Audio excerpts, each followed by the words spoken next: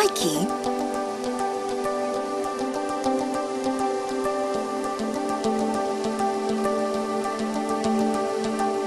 नमस्कार दोस्तों, मैं कुशल गुप्ता टारगेट और गवर्नमेंट जॉब मेरा पर आपका स्वागत करता हूँ। जैसा कि आप जानते हैं, इस चैनल पर आपको सभी भर्ती परीक्षाओं से संबंधित स्टडी मटेरियल्स प्रोवाइड भी कराया जाता है। हमारे व्हाट्सएप एंड टेलीग्राम ग्रुप पर आप हमें वहां भी जुड़ सकते हैं। हमारे व्हाट्सएप एंड टेलीग्राम ग्रुप का नंबर है 9801202045।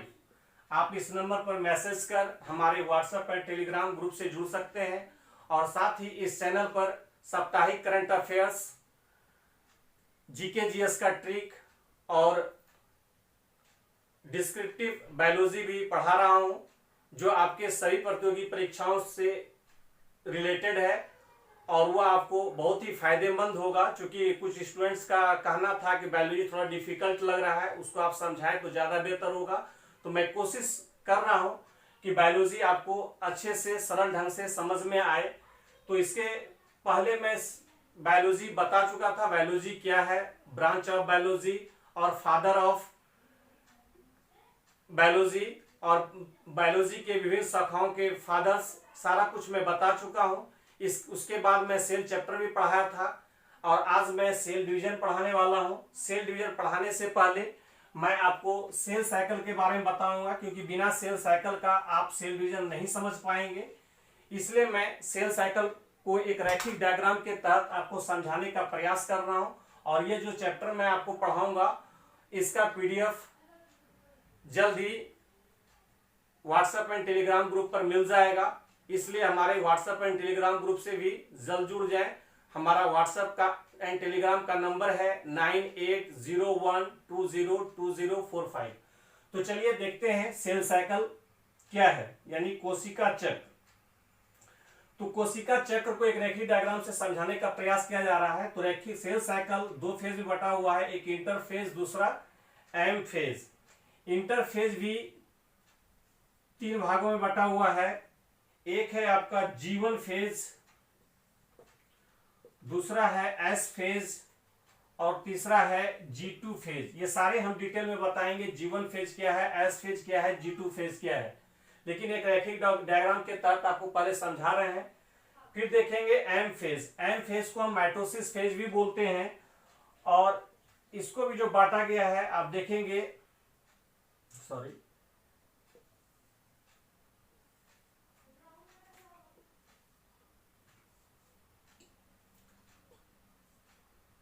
यह है प्रोफेज,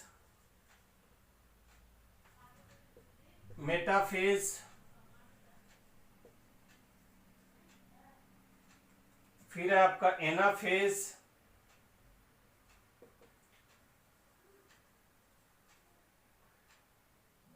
नेक्स्ट है आपका टीलोफेज। प्रोफेज, मेटाफेज, एनाफेज और टीलोफेज, ये एम फेज की चार अवस्थाएं हैं। प्रोफेज में का हिंदी होता है पूर्वावस्था, मेटाफेज का हिंदी होता है मध्यावस्था, एनाफेज का हिंदी होता है आपका पश्चावस्था और टीलोफेज का हिंदी होता है अंतरावस्था। तो इस तरह से आपका एक रैखिक डायग्राम के तहत है और इसको एक और डायग्राम के तहत आपको समझा करके फिर आपको डिटेल्स में बताएंगे।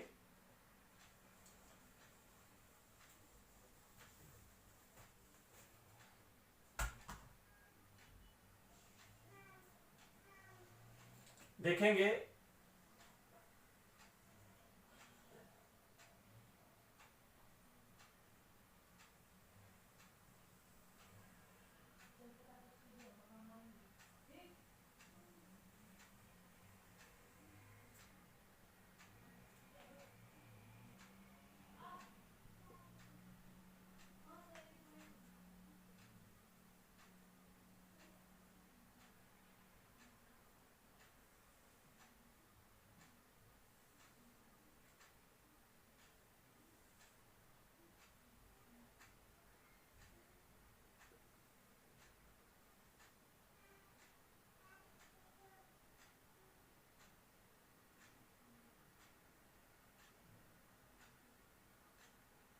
किस फेज में क्या वृद्धि और क्या हो रहा है, उसके लिए इस डायग्राम को समझना बहुत जरूरी है।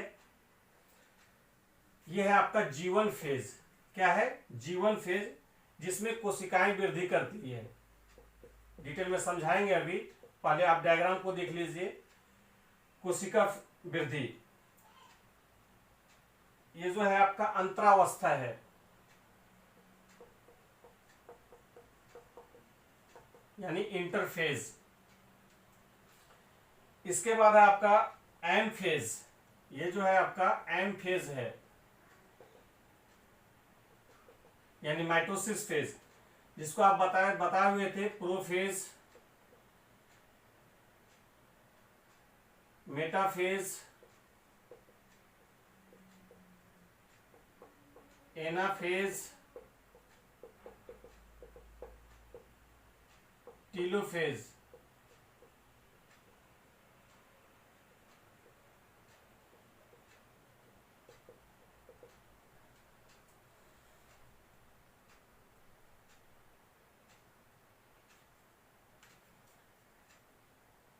ये आपका क्या था? M phase. इसके बाद है ये एस फेज, यानी इंटरफेज, जो अंतरावस्था ही है ये पूरा।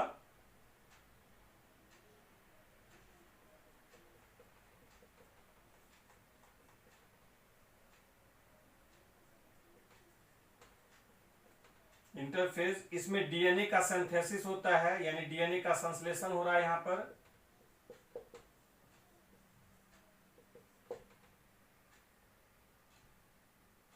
और ये जो आपका G2 फेज है, ये भी कोशिका वृद्धि यहां होता है।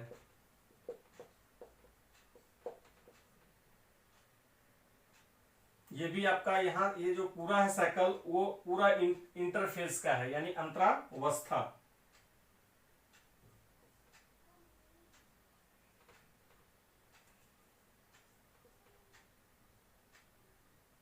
यहां से आपका एम फेज में प्रवेश कर रहा है।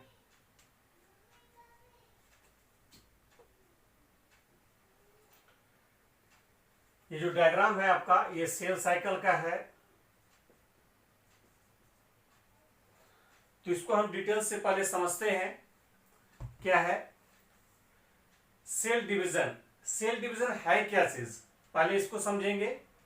सॉरी, हाँ, सेल साइकिल, सेल डिवीजन। तो सेल डिवीजन जो है, एक पेरेंट सेल्स, ये डायग्राम को आप समझ लिए।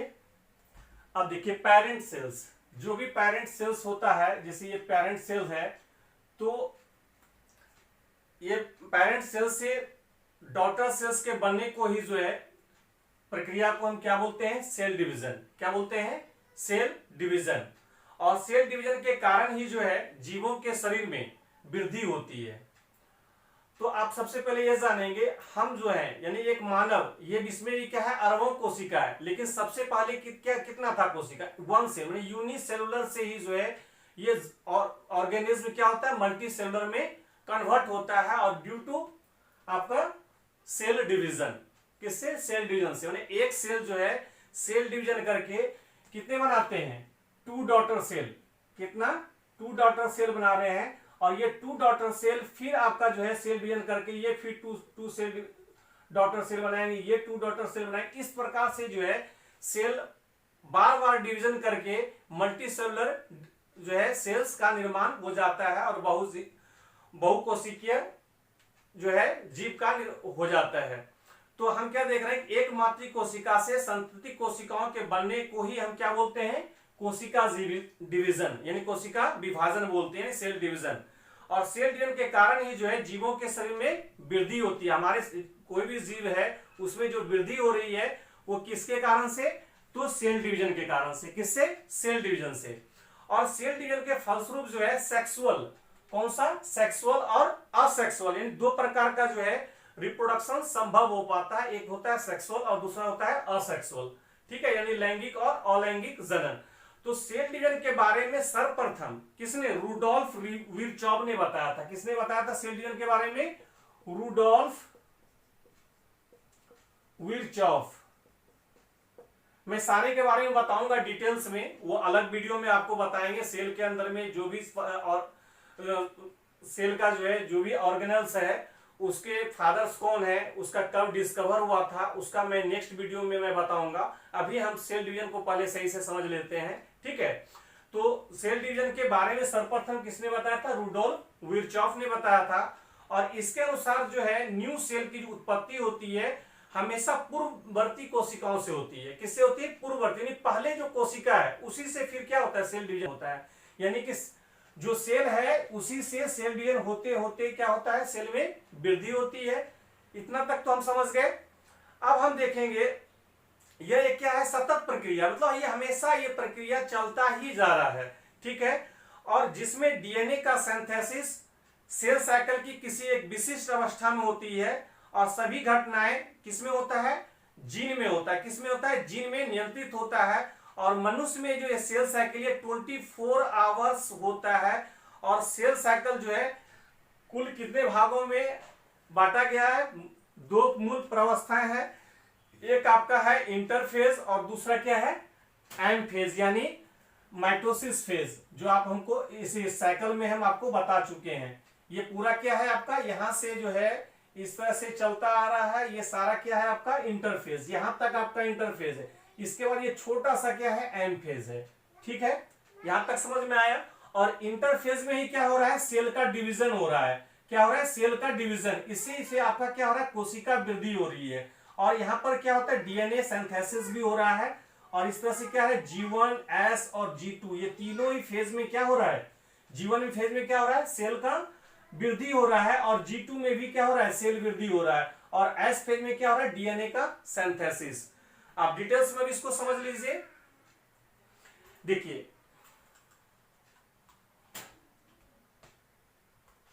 सेल साइकिल का जो है 95% टाइम, सेल साइकिल जो है उसका 95% टाइम जो है इंटरफेज का होता है। आप देख रहे हैं कि यहां से यहां तक आपका क्या है? इंटरफेज की अवस्था है। और सेल का जो है जीवन काल अधिकांशतः इंटरफेज में ही होता है, जिसमें कोशिकाओं का आकार क्या होता है? 2 गुना हो जाता है, यानी एक सेल से 2 सेल का निर्माण होता है। और इस अवस्था में तेजी से क्या होता है? जैव संश्लेषण होता है। और इसकी 3 उप प्रवस्थाएं होती है। जैसे फर्स्ट में आपका क्या है? G1 phase. क्या है आपका? G1 फेज यानी जी फेज। तो इस प्रथम जो ये जी फेज है इसको हम क्या बोलते हैं? वर्धन काल भी बोलते हैं। क्या बोलते हैं? प्रथम वर्धन काल भी बोलते हैं। और इस प्रावस्था में प्रोटीन एवं आरएनए का क्या होता है? सिंथेसिस होता है। इसमें क्या होता है? Protein and RNA, protein and RNA का क्या होता है? सिंथेसिस होता है, यानी संश्लेषण होता है। डीएनए संश्लेषण की तैयारियां भी होने लगती है। और जी काल का समय बदलता रहता है। और अस्थायी उत्तक पहले क्या है वो आप सेल के बाद समझते हैं, लेकिन मैं थोड़ा सा बता दे रहा हूं। A group of cell that is called tissues, ठीक है। मैंने सेल की कोशिकाओं के समूह को ही हम क्या बोलते हैं? उत्तक बोलते हैं, ठीक है। तो हम यहां पर देख रहे हैं परमानेंट टिश्यूज, यानी अस्थायी उत्तकों की कोशिकाओं में जो है कोशिका विभाजन क्या होता है? जाकर के रुक जाता है, स्टॉप हो जाता है।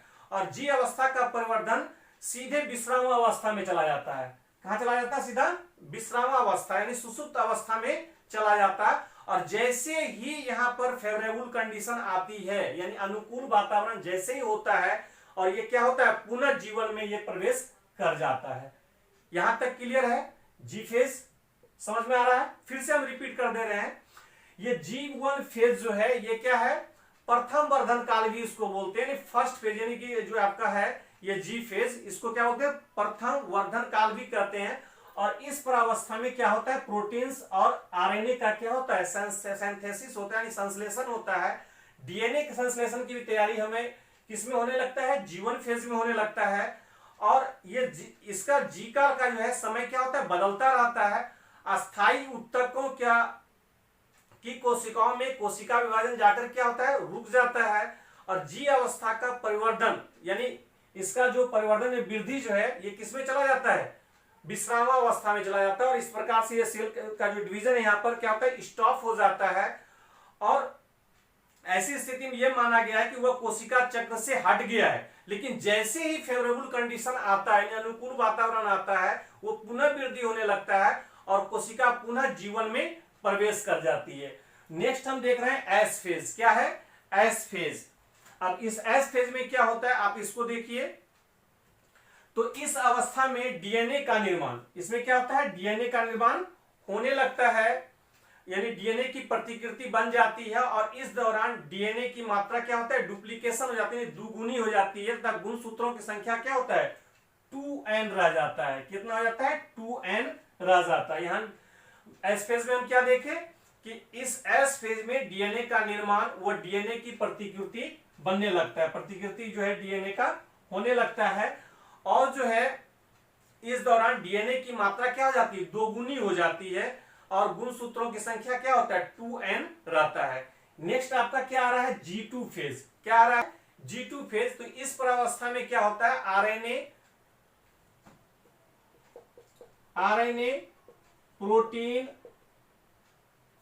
और एटीपी का संश्लेषण होता है। किसका होता है एटीपी का संश्लेषण होता है और इस दौरान जो है इस प्रावस्था में कोशिका सूत्री विभाजन के लिए अपने आप को क्या कर लेता है तैयार कर लेता है। क्लियर है। अब यहां से जो है जब सूत्री विभाजन के लिए तैयार हो गया तो अब कौन सा फेज आएगा एम फेज। क्लियर है। यहां तक G2 फेज को फिर से एक बार रिपीट कर दे रहे हैं कि इस अवस्था में क्या हो रहा है आरएनए प्रोटीन व एटीपी का संश्लेषण हो जाता है और इस अवस्था में कोशिका जो है सूत्री विभाजन के लिए माइटोसिस डिवीजन के लिए अपने आप को तैयार कर लेता है और नेक्स्ट आ जाता है आपका एम फेज। और एम फेज में भी जो है 4 प्रावस्थाएं होती है प्रोफेज, मेटाफेज, एनाफेज और टीलोफेज। इसको भी हम आप डायग्राम से समझेंगे। तो ये जो आपका सेल साइकिल है इस एम फेज में जो है नाटकीय अवस्था में इस सेल साइकिल जो है इसका नाटकीय अवस्था में जिसमें कोशिका के सभी घटकों का पुनः गठन होता है और इस विभाजन से जनक व संतति कोशिकाओं में गुणसूत्रों की संख्या क्या होती है बराबर होती है। यानी इसका आप जान ही रहे समसूत्री विभाजन यानी कि बराबर सूत्री, यानी कि इस तरह से नाटकीय ढंग से जो है जो सेल डिवीजन होता है कि जितना ही पेरेंट सेल में जो है आपका होगा सेम आपका पेरेंट सेल से डिवीजन करके भी जो है जितना यहाँ पर आपका क्रोमोसोम होगा उतना ही आपका संतति कोशिकाओं में भी होगा। यानी समसूत्री यानी बराबर ही जो है डिवीजन करता है। ठीक है। तो इसलिए इसको हम क्या बोलते हैं समसूत्री विभाजन भी कहते हैं। समसूत्री विभाजन में 4 अवस्थाएं में विभाजित किया गया है। जो आपका फर्स्ट है आपका प्रोफेज। क्या है प्रोफेज। अब इसको हम डायग्राम से समझेंगे। देखिए क्योंकि बायोलॉजी बिना डायग्राम का आप समझ नहीं पाएंगे इसलिए मुझे डायग्राम बहुत ही जरूरी होता है बताना।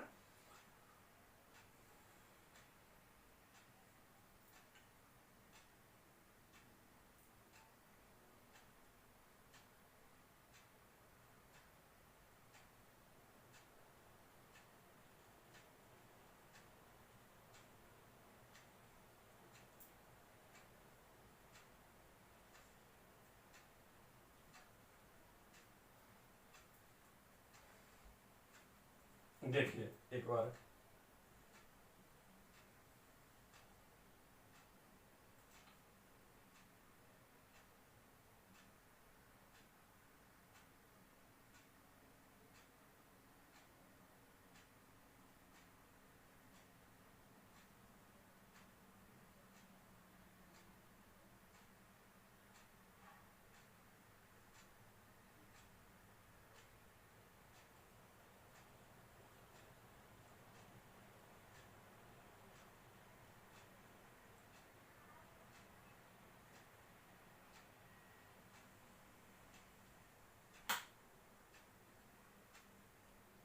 थोड़ा डायग्राम समझने बनाने में थोड़ा सा लेट लगेगा। ध्यान से देख पूरी वीडियो को देखें आपको पूरी डिटेल समझ में आएगा और नहीं तो आपको समझ में नहीं आएगा। इसलिए डायग्राम में थोड़ा सा टाइम लगता है आप थोड़ा वेट कर लेंगे।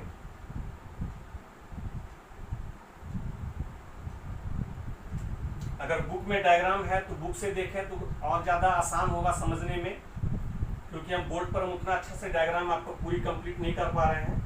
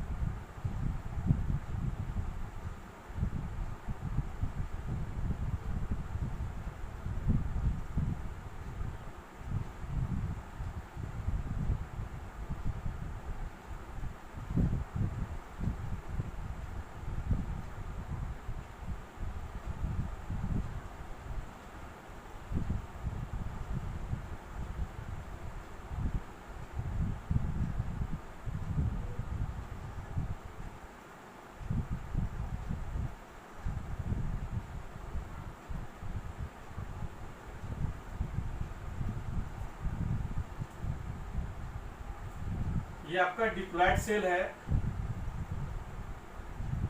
बताएंगे डिप्लॉयड सेल क्या होता है। ये आपका इंटरफेस,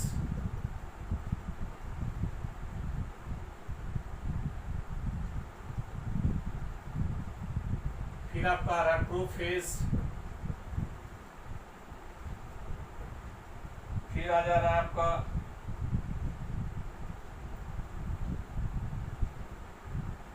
मेटाफेज,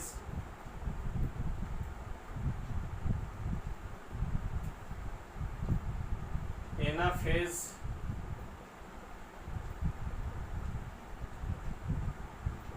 टीलोफेज,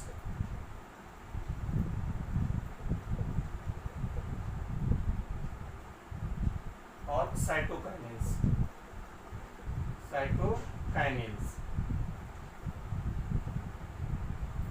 ये जो है आपका सेंट्रोसोम है, सेंट्रोसोम,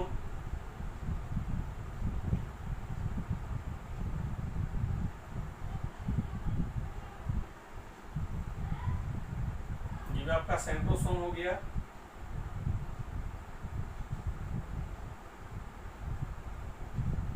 ये माइटोटिक स्पेंडल, ये जो आपका है, और ये दोनों ही आपका क्या है, माइटोटिक स्पेंडल,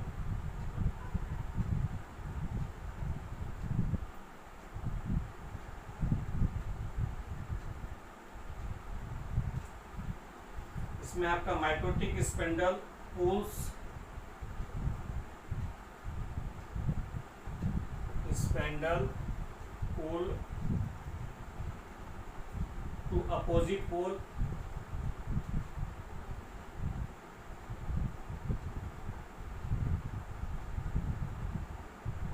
फिर आपका mitotic spindle disappears nuclear end, फिर आपका cell division, two daughter cell, two daughter cell. अब ध्यान से देखेंगे कि प्रोफेज में क्या हो रहा है, मेटाफेज में क्या हो रहा है, एनाफेज में और टीलोफेज में और साइटोकाइनेज।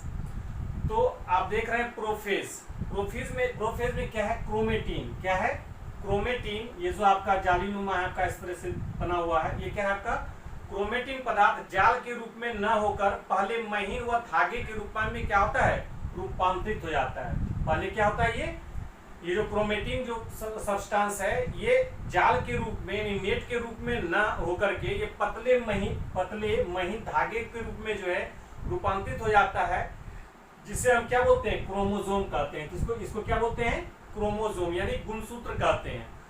और ये गुणसूत्र जो है संगठन की क्रियाविधि के कारण छोटे व मोटे होने लगते हैं। ये क्या होने लगते हैं, छोटे होने लगते हैं और ये मोटे होने लगते हैं।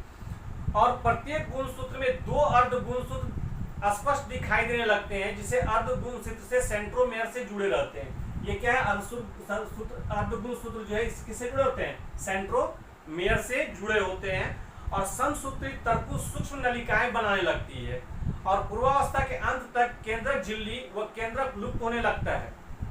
ये इंटरफेज में क्या होता है, धीरे धीरे जो है आपका ये जो अंत केंद्रक झिल्ली यानी जो न्यूक्लियर का जो सेल है, ये धीरे धीरे क्या होता है, विलुप्त होने लगता है। और इसके बाद जैसे अब क्या आ जाता है, मेटाफेज। इसमें क्या आ जा रहा है आपका, मेटाफेज।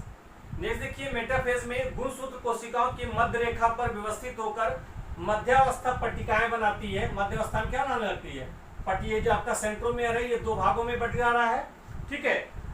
दो मध्यावस्था में पट्टियां बनाए और गुणसूत्र के अर्धसूत्र गुणसूत्र तुर्क तंतुओं से गुणसूत्र बिंदु जुड़े रहते हैं। क्या होते हैं, एक दूसरे से जुड़े रहते हैं। और इस अवस्था में गुणसूत्र क्रोमोसोम सर्वाधिक स्पष्ट दिखाई पड़ता है और इसमें सर्वाधिक संघनन होता है, यानी बहुत ज्यादा होता है और ये स्पष्ट फिर भी दिखाई देता है, ठीक है। ये तो आपका हो गया मेटाफेज।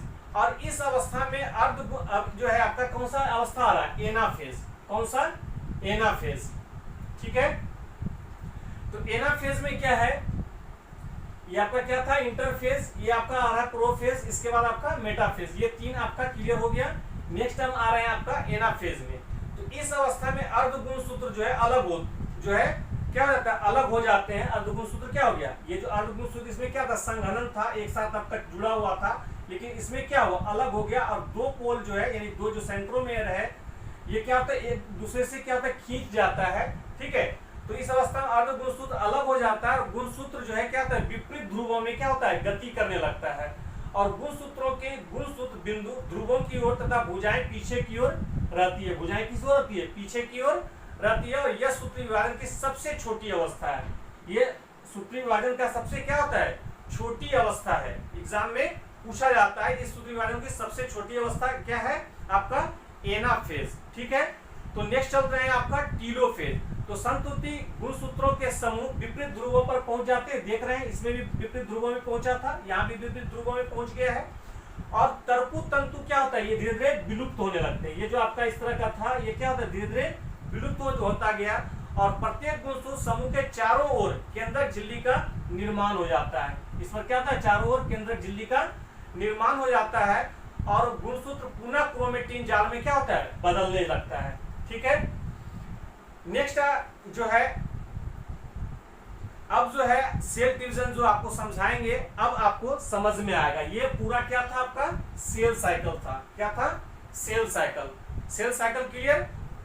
अब नेक्स्ट देखिए, चूंकि सेल डिवीजन क्या है, वो एक प्रक्रिया है जिससे पैरेंट सेल में से जो है डॉटर सेल का निर्माण होता है। इसी को हम क्या बोलते हैं, सेल डिवीजन बोलते हैं। ठीक है, तो सभी कोशिकाओं में विभाजन की प्रक्रिया पाई जाती है, परंतु जंतुओं की, ध्यान देंगे बहुत ही इंपॉर्टेंट क्वेश्चन है, में सभी कोशिकाओं में क्या होता है, सेल डिवीजन की प्रक्रिया पाई जाती है, परंतु एनिमल सेल यानी जंतुओं की जो है परिपक्व लाल रक्त कोशिका, यानी फिर से ध्यान से देंगे, सभी कोशिकाओं में विभाजन की प्रक्रिया क्या होती है, पाई जाती है, परंतु जंतुओं की लाल रक्त कोशिका यानी आरबीसी और नर्व सेल यानी तंत्रिका कोशिकाओं, इसके अलावा जो रैखिक कोशिकाओं था नर एवं मादा युग्मक यानी कि मेल एंड फीमेल गैमिट में एक बार विभाजन होने के बाद दोबारा विभाजन नहीं होता है। क्या होता है, एक ही बार उसमें क्या होता है, डिवीजन होगा, फिर दोबारा नहीं होगा। क्लियर है। अब देखिए कोशिका विभाजन तीन प्रकार का होता है। एक होता है असूत्री विभाजन यानी अमाइटोसिस, फिर होता है माइटोसिस डिवीजन जो हम आपको अभी समझा चुके हैं, फिर आता है आपका मियोसिस डिवीजन यानी कि अमाइटोसिस और मियोसिस डिवीजन हमको समझाना रह गया है। माइटोसिस डिवीजन हम समझा चुके हैं, तो हम देखिए फिर से अमाइटोसिस डिवीजन। कौन सा, अमाइटोसिस।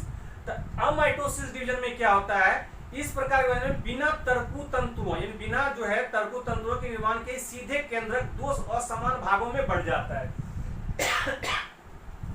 जिसे हम क्या बोलते हैं, असत्रिक विभाजन कहते हैं। ऐसा प्रोकैरियोटिक सेल तथा कुछ शैवालों में होता है। किसमें होता है, प्रोकैरियोटिक सेल और किसमें, इसके अलावा क्या होता है, कुछ शैवाल में होता है।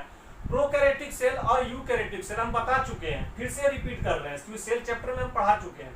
प्रोकैरियोटिक सेल क्या होता है, देखिएगा, प्रोकैरियोटिक, ठीक है, प्रो मीन्स होता है फॉल्स, कैरियोटिक मीन्स होता है न्यूक्लियस यानी फॉल्स न्यूक्लियस। जिस सेल में जो है न्यूक्लियस क्या होता है, फॉल्स होता है, मतलब न्यूक्लियस के तरह आपको स्यूडो मतलब तरह से आपको दिखाई देगा, बट वो न्यूक्लियस नहीं होगा। जब न्यूक्लियस ही नहीं होगा तो उसमें जो है क्या होता है, वो डिवीजन जो है क्या होता है, अमाइटोसिस डिवीजन होगा उसमें। ठीक है, और ऐसा किसमें होता है, कुछ शैवाल्स है यानी कुछ एल्गी है और पैरोकैरियोटिक सेल है जिसमें क्या होता है, अमाइटोसिस डिवीजन होता है। आप देखे होंगे बहुत सारा ऐसा चीज है जिसको आप क्या होता है, तोड़ देते हैं।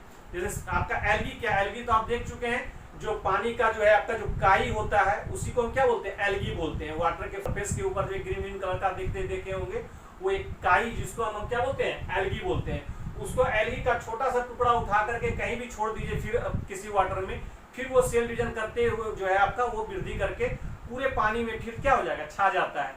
तो उसमें जो सेल डिवीजन होता है वो कौन सा सेल डिवीजन होता है, अमाइटोसिस होता है, और इसमें बराबर होता है, यानी कि जितना उसका पेरेंट सेल में होगा उतना ही जो है आपका क्या होगा, डॉटर सेल में भी होगा। इस प्रकार के बिना तरकु तंतुओं के निर्माण के सीधे केंद्र के दो असमान भाग में न्यूक्लियस का सीधा दो असमान भाग में बढ़ जाता है, और उसे ही हम क्या बोलते हैं, असंतुलित विभाजन कहते हैं। ठीक है, नेक्स्ट आता है आपका माइटोसिस, जिसको हम पढ़ा चुके हैं, फिर भी मैं इसको रिपीट कर दे रहा हूं। इस प्रकार कोशिका विभाजन के फलस्वरूप जनक कोशिका यानी पेरेंट सेल जो है वो दो दो गुणसूत्र संख्या वाली संतति कोशिकाओं का निर्माण करती है। ठीक है, पेरेंट सेल से क्या होता है, दो डॉटर सेल का निर्माण होता है। तो देखिए समसूत्री विभाजन की दो अवस्थाएं होती है, एक होता है आपका कैरियोकाइनेसिस और दूसरा होता है साइटोकाइनेसिस। साइटोकाइनेसिस जिसके बारे में हम आगे बताएंगे। कैरियोकाइनेसिस इधर देखिए, तो कैरियोकाइनेसिस इस अवस्था में एक केंद्रक दो संतति केंद्रिकाओं का निर्माण करता है। कितना का निर्माण करता है, दो संतति का, टू डॉटर सेल्स का निर्माण करता है। ठीक है, अब साइटोकाइनेसिस जो आपका डिवीजन है इसका हम पढ़ चुके हैं, प्रोफेज, मेटाफेज, एनाफेज और टीलोफेज। तो प्रोफेज में क्या है, इस अवस्था में गुणसूत्र क्या होता है, संघनित होता है, कंडस्ड होता है। ठीक है, और तंतु तंतुओं से एक दूसरे से क्या होता है, जुड़ने लगता है और केंद्रक झिल्ली और केंद्रिका अदृश्य हो जाती है। केंद्रक झिल्ली और केंद्रिका क्या होता है, अदृश्य होने लगती है, दिखाई नहीं देता।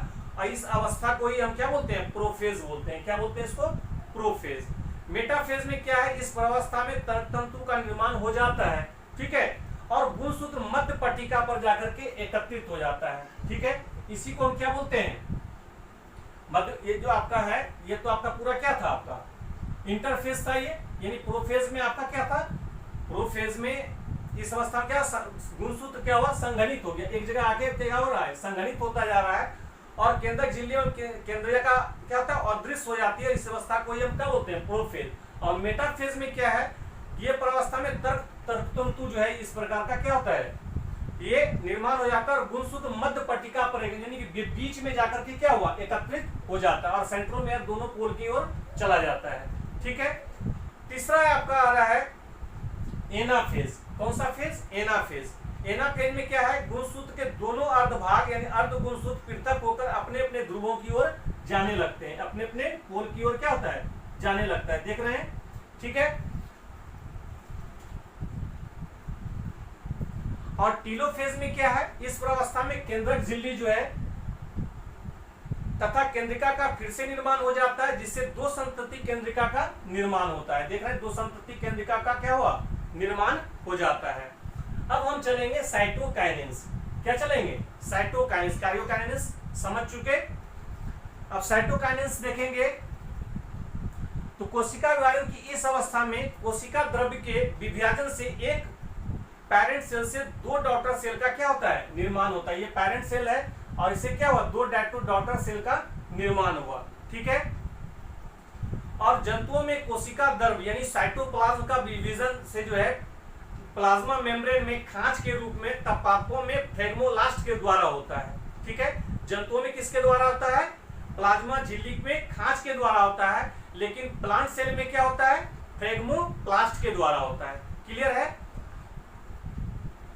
तो इस प्रकार से अमाइटोसिस और माइटोसिस दोनों ही समाप्त होता है। अब हम आपको मियोसिस डिवीजन बताएंगे, यानी अर्धसूत्री विभाजन।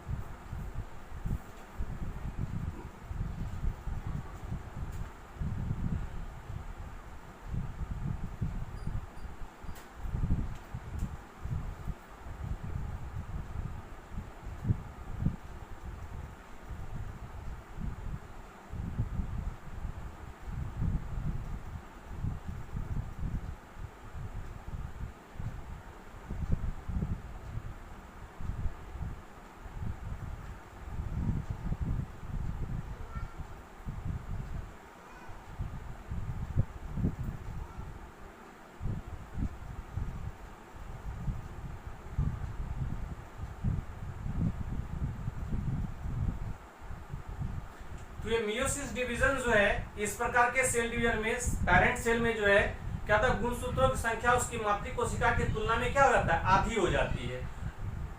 ठीक है,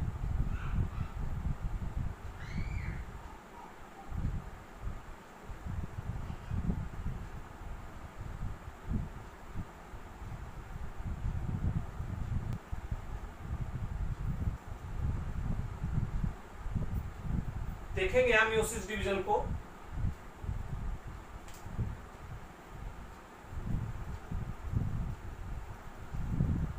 पहले डायग्राम बना लेते हैं, फिर आपको समझाएंगे।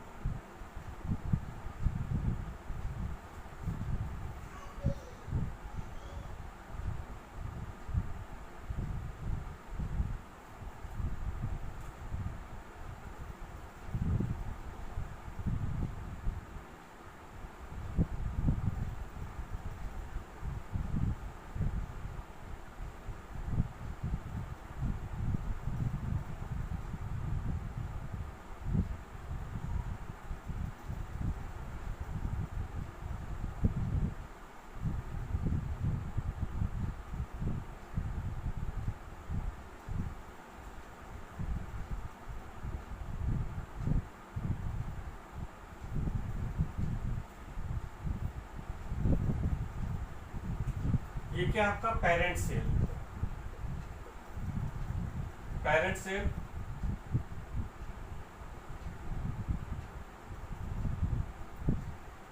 ये आपका क्या है, पेरेंटल होमोलोगस और मैटरनल होमोलोगस।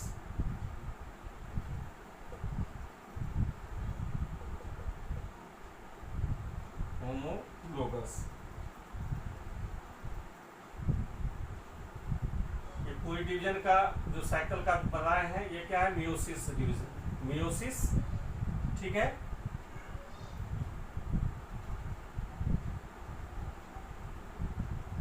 मियोसिस, इसका ये क्या है, प्रोफेज,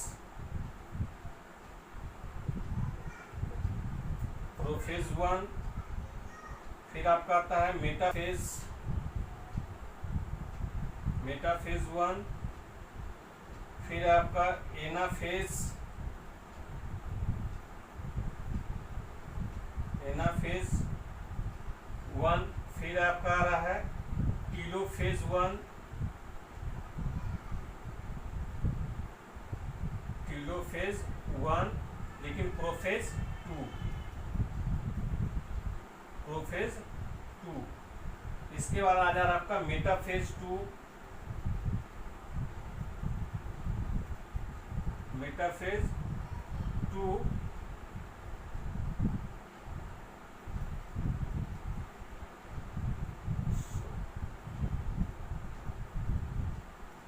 फिर ये आपका आ रहा है एनाफेज 2,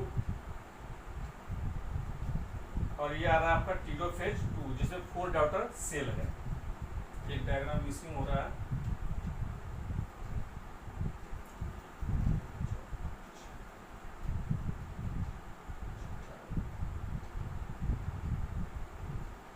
छठा डायग्राम मिसिंग था जिसको मैं छोटा सा बना दे रहा हूं इधर।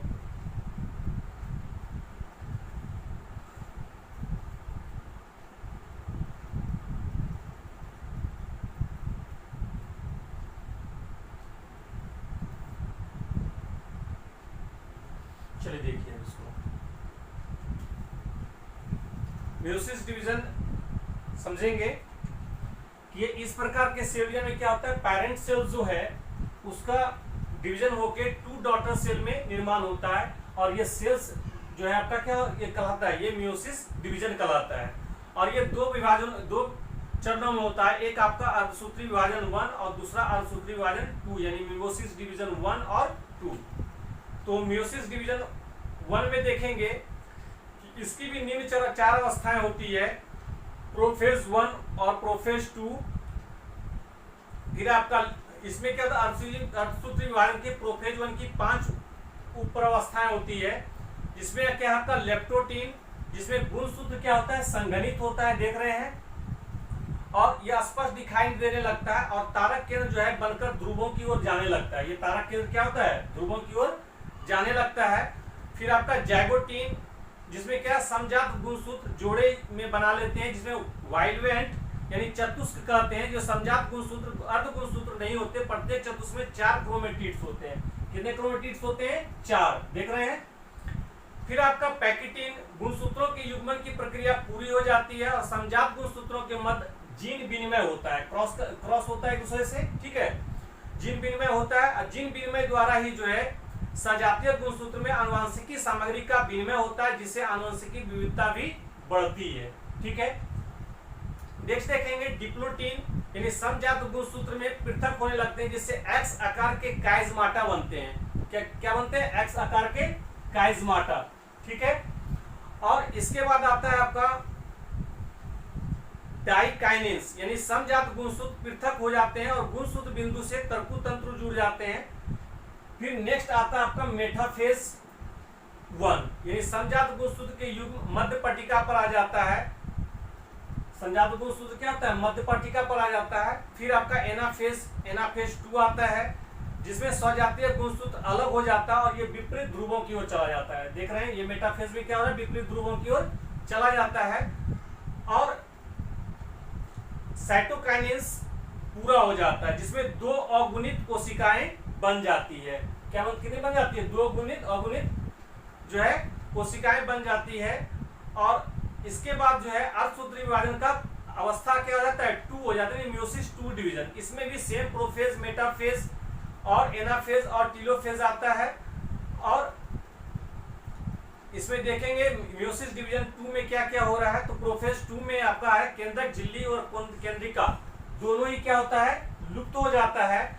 और एनाफेज 2 में गुणसूत्र के दोनों अर्धभाग, गुणसूत्र का क्या होता है, दोनों अर्धभाग अर्ध गुणसूत्र पृथक होकर अपने अपने ध्रुवों की ओर जाने लगता है। देख रहे हैं, अपने अपने ध्रुव की ओर क्या होता है, जाने लगता है। और टीलोफेज 2 में क्या होता है, केंद्रक झिल्ली तक केंद्रिका का फिर से निर्माण होता है और जिसमें 4 संतति कोशिका का निर्माण होता है। देखते हैं इसमें 1, 2, 3 और 4 4 संतति।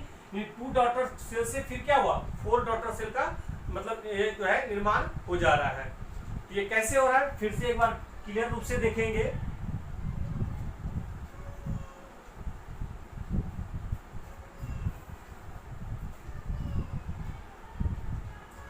जैसे ये आपका पेरेंट सेल है, ये क्या है, पेरेंट सेल है। तो ये जो है आपका सेल डिवीजन करके ये 2 डॉटर सेल का निर्माण करता है। कितने, 2।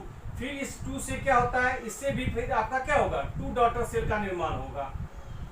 फिर इससे भी 2 डॉटर सेल का निर्माण होगा। इस तरह से क्या होता है, सेल डिवीजन करता चला जाता है और इस जो है इससे क्या होता है, सेल की वृद्धि होती है। क्लियर है, यहां तक समझ में अगर आ जाता है तो आप इसमें देख लेंगे। मानव का थोड़ा डायग्राम बता रहा हूं। ह्यूमन में जो क्रोमोसोम की संख्या होती है, पेरेंट सेल्स, चूंकि ह्यूमन में क्या होता है, मियोसिस डिवीजन ही होता है, ठीक है। तो पेरेंट सेल में जो है ये क्या होता है, सेल डिवीजन होने से इसमें कितना क्रोमोसोम होता है पेरेंट में, 46, कितना, 46 क्रोमोसोम, ठीक है। ये डिप्लॉइड सेल है। और फिर आपका जो है इसमें क्या होता है, मेल गैमेट और फीमेल गैमेट का निर्माण होगा। तो इसमें XX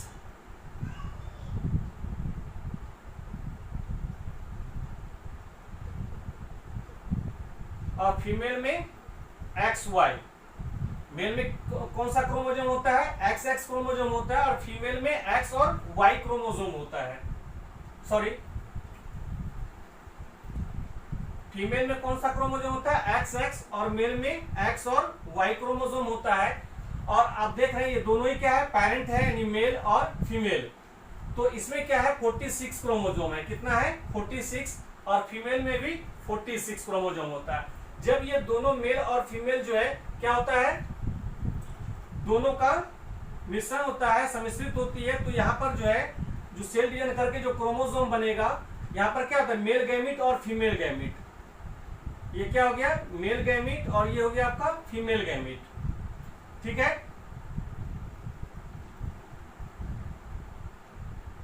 फीमेल गैमेट। इसमें फिर क्या होगा, ये जायगोट का निर्माण करेगा। तो अगर ये X और इधर से भी X होगा, दोनों ही क्रोमोसोम अगर जुड़ता है तो ये क्या होता है, डॉटर होता है।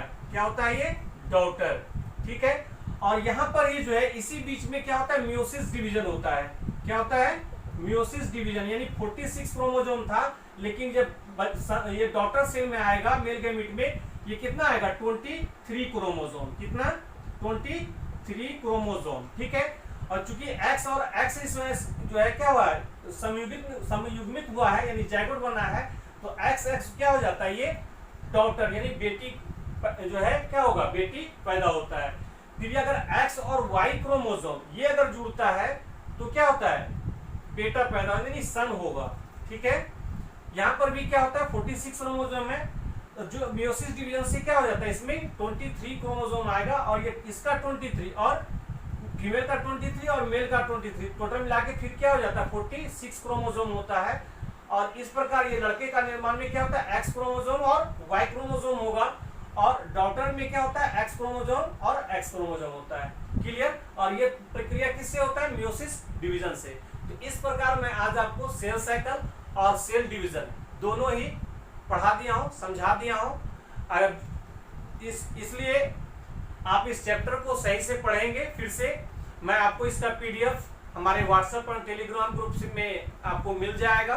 पीडीएफ में अच्छे से समझ लेंगे डायग्राम के साथ में। अगर कुछ जो भी समझ में नहीं आता है उसे आप कमेंट्स में जरूर बताएंगे, और नेक्स्ट जो आपको वीडियो बना रहे हैं उसमें आपको जो है सेल और सेल्स डिवीजन से संबंधित जो प्रतियोगी परीक्षाओं में क्वेश्चन पूछा जाएगा, सिर्फ वन लाइनर क्वेश्चन। अभी चूंकि हम समझा चुके हैं सेल क्या था, सेल डिवीजन क्या है, ये हम सारा बता चुके हैं। तो अब जो है सिर्फ वन लाइनर क्वेश्चन जो है आपको हम बताएंगे, जो आप नेक्स्ट वीडियो में आप देखेंगे। तो देखना नहीं भूलेंगे, इसलिए जो है आप इस चैप्टर को ध्यान से देखेंगे और हमारे व्हाट्सएप और टेलीग्राम ग्रुप से जुड़िए, जिससे आपको मटेरियल्स प्रोवाइड भी होता रहेगा। आप मेरा व्हाट्सएप एंड टेलीग्राम ग्रुप का नंबर है 9801202045। ठीक है, तो दोस्तों इस नंबर पर जरूर मैसेज कीजिए और सब्सक्राइब कीजिए, लाइक कीजिए और ज्यादा से ज्यादा स्टूडेंट्स के साथ शेयर कीजिए। धन्यवाद।